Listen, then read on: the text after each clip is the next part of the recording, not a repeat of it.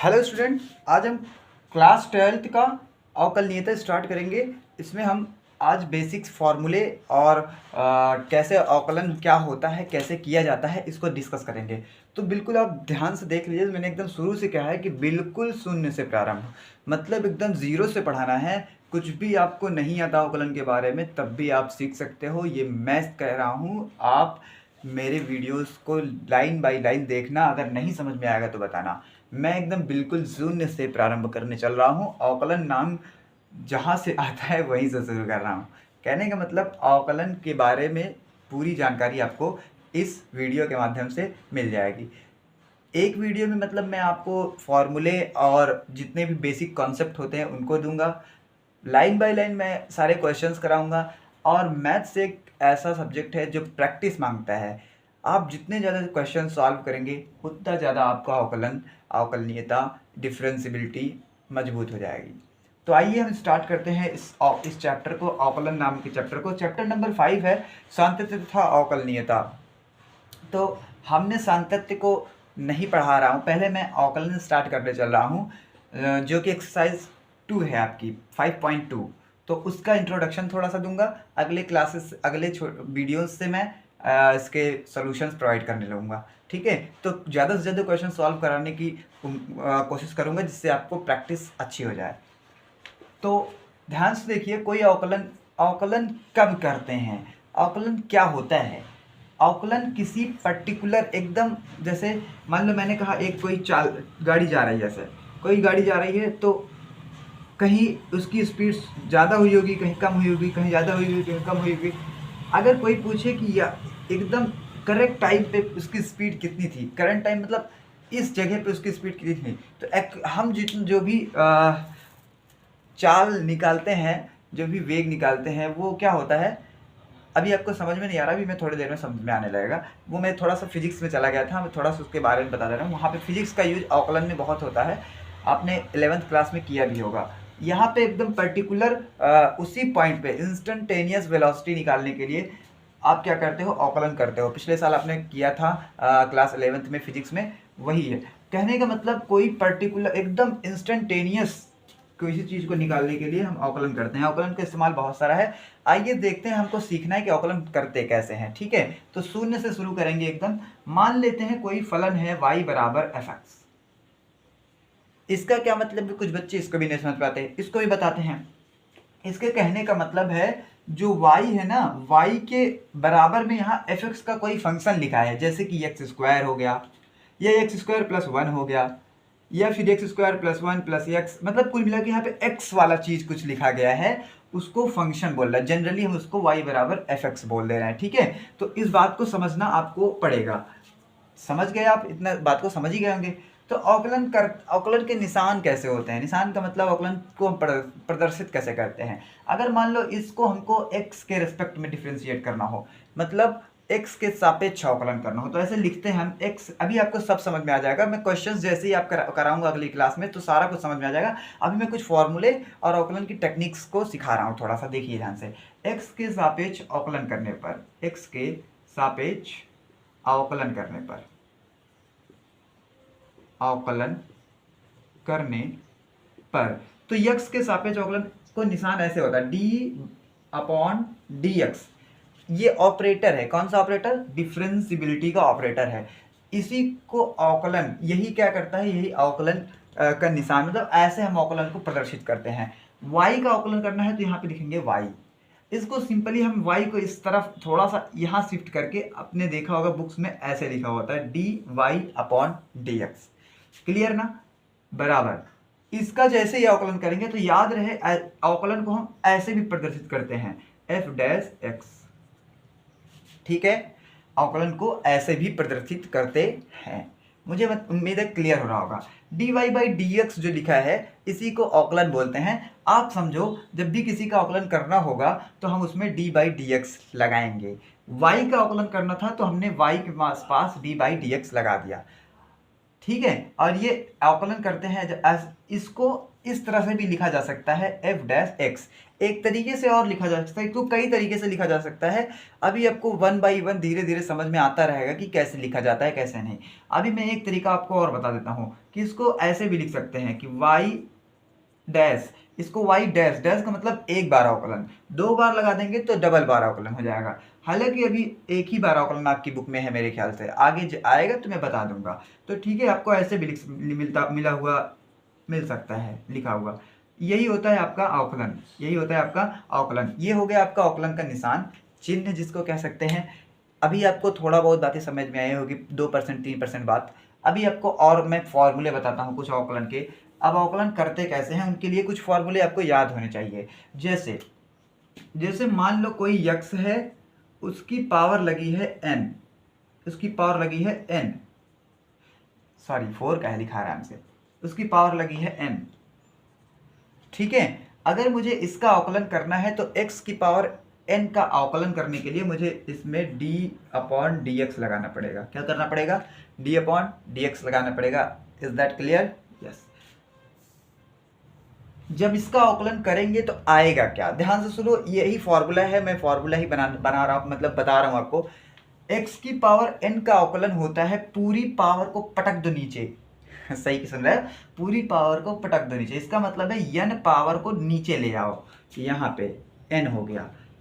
x की जो power थी n, उसमें से एक कम कर दो, यही होता है x की पावर n का अवकलन। अभी समझ में नहीं आया होगा, ये हमारा है पहला फार्मूला। आइए इस पर एक बेस्ड एक छोटा सा क्वेश्चन करते हैं, आपको क्लियर हो जाएगा। जैसे मान लो x की पावर 4 है और इसका अवकलन करना है तो मुझे लगाना पड़ेगा इसमें d बाई डी एक्स, अवकलन वाला ऑपरेटर। ठीक है, मैंने कहा पूरी पावर को नीचे पटक दो, इसका मतलब इसमें x की पावर 4 है तो इसको 4 को हमको नीचे लाना होगा, नीचे लाया। और मैंने कहा x की पावर जितनी भी रहे उसमें से एक कम कर दो, तो x की पावर 4 है उसमें से एक कम करेंगे तो कितना हो जाएगा जरा बताना?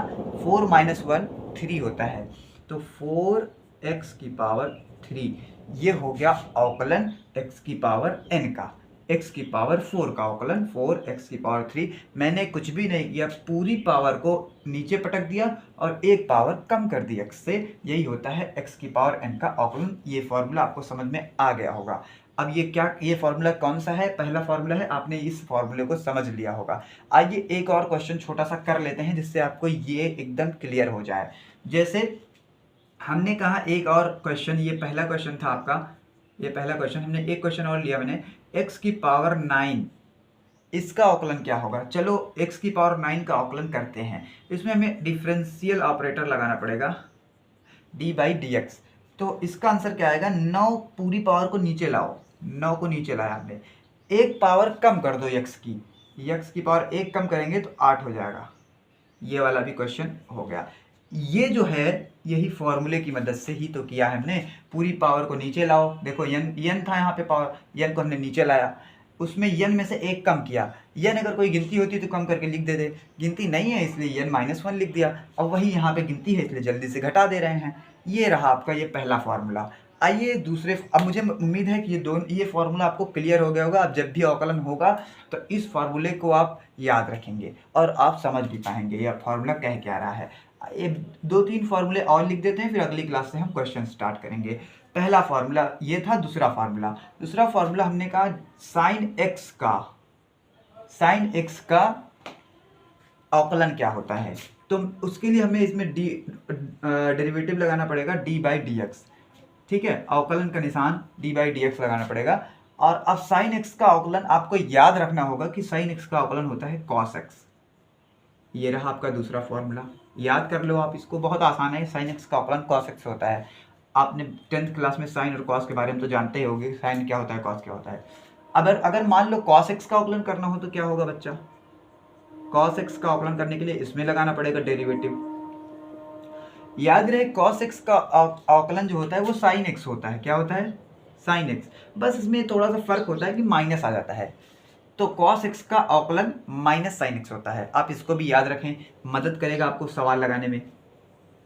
एक और बता देते हैं आपको फॉर्मूला, tan x का क्या होता है? tan x का अवकलन तो d by D x of tan x बराबर होता है, tan x का अवकलन करते हैं। ये फॉर्मूले अगली क्लास में जब मैं क्वेश्चंस कराऊंगा तो बहुत काम देंगे, इसलिए इसको याद कर लेना बच्चा बहुत अच्छे से। tan x का अवकलन होता है sec square x, sec square x, sec square x। ये भी फॉर्मूला बहुत इंपॉर्टेंट है, आप इसको याद रखें। Question number formula number 5, formula number 5, पांचवा फॉर्मूला आप याद रखेंगे सेक एक्स का फॉर्मूला। सेक एक्स का अवकलन क्या होता है, डी बाई डी एक्स। याद रख लीजिए, सेक एक्स का जब भी अवकलन करते हैं तो सेक कहता है भैया मैं बदलूंगा नहीं, मैं तो सेक एक्स ही रहूंगा, सेक एक्स। इसका कहने का मतलब है सेक एक्स है तो सेक एक्स ही रहेगा, साथ में मैं टैन को भी बुलाऊंगा, मतलब टैन एक्स। तो सेक एक्स का अवकलन होता है सेक एक्स टैन एक्स। याद रखो आप इसको भी, बहुत इंपॉर्टेंट फॉर्मूले हैं, क्वेश्चन लगाते समय आपको बहुत मदद करेंगे। अभी आपको ये फॉर्मूले पल्ले हो सकता है कम पड़ रहे हों, जैसे जब इसकी ज़रूरत पड़ेगी क्वेश्चंस में तो आप इसको बहुत अच्छे से समझ जाएंगे कि ये क्या है। आइए एक फॉर्मूला और डिस्कस करते हैं, फॉर्मूला नंबर 6। फॉर्मूला नंबर 6, हालांकि इस आपकी जो एक्सरसाइज मैं पढ़ाऊंगा उसमें इस फॉर्मूले का काम नहीं रहेगा, लेकिन फिर भी आने वाली एक्सरसाइजेस में और सारी जो हैं उनमें काम लगेगा, इसलिए मैं अभी ही बता दे रहा हूँ। जब आएंगे एक्सरसाइजेस तो वहाँ भी बता दूंगा एक बार, ठीक है। अब यहाँ पे हम log x का अवकलन देखते हैं। ये log क्या होता है भैया, log क्या होता है, तो log आपने क्लास 8th में पढ़ा होगा, log के बारे में नहीं पढ़ा तो सिंपल आप याद रखें कि log x का जब अवकलन करते हैं तो log के साथ में जो यहाँ रहता है वो सब एक बटे उसके नीचे लिख देते हैं। यहाँ पे अगर 5 होता तो 1/5 लिख देते, सॉरी अगर यहाँ पे मान लो y होता, z होता, ABCD होता, जो भी होता उसको x के जगह पे लिख देते। इसके log के साथ में जो रहता है उसको 1/, में लिख देते हैं, 1 करके बटे में उसके लिख देते हैं, वही इसका अवकलन होता है। आप समझ गए होंगे, क्लियर। जब क्वेश्चंस आएंगे इसके तो मैं वहाँ पे और अच्छे से बता दूंगा। 7वां, e की पावर x, यही log का उल्टा होता है, एक्सपोनेंशियल फंक्शन e की पावर x। इसका अवकलन अगर करना होगा तो इसमें भी डेरिवेटिव लगाना पड़ेगा d बाई डी एक्स, और इसका अवकलन यही होता है। ये कहता है भैया मैं बदलूंगा नहीं, मेरा जो अवकलन है मैं खुद ही रहूँगा, मतलब अगर e की पावर x का अवकलन करेंगे तो e की पावर x ही आएगा। ये रहे इस एक्सरसाइज के कुछ इंपॉर्टेंट फॉर्मूले जो आपको अगली क्वेश्चन लगाते समय बहुत मदद करेंगे। उम्मीद करता हूँ आपको ये वीडियो समझ में आया होगा बहुत ही क्लियरली। मैंने बहुत आराम से इन सारे टॉपिक्स को पढ़ाया है, मैंने कुछ फॉर्मूले आपको लिखाए। इस फॉर्मूले को आप तैयार करके रखें। तैयार क्या करना है, आप 2-3 क्वेश्चन लगाएंगे आपको ये फॉर्मूले सारे क्लियर हो जाएंगे। मैं अगले क्लास में बहुत अच्छे से सारे क्वेश्चंस लगवाऊंगा और इन फॉर्मूले को आपको वहीं पे याद हो जाएगा। अगर आप नहीं भी याद करेंगे तो क्वेश्चंस में लगाते समय आप इनको साथ में कॉपी को बगल में रखेंगे, तब क्वेश्चंस को देखेंगे, आपको बहुत क्लियरली समझ में आएगा, गारंटी है अपनी। मिलते हैं नेक्स्ट क्लास में जिसमें हम बहुत सारे क्वेश्चंस लगाएंगे। Thanks for watching.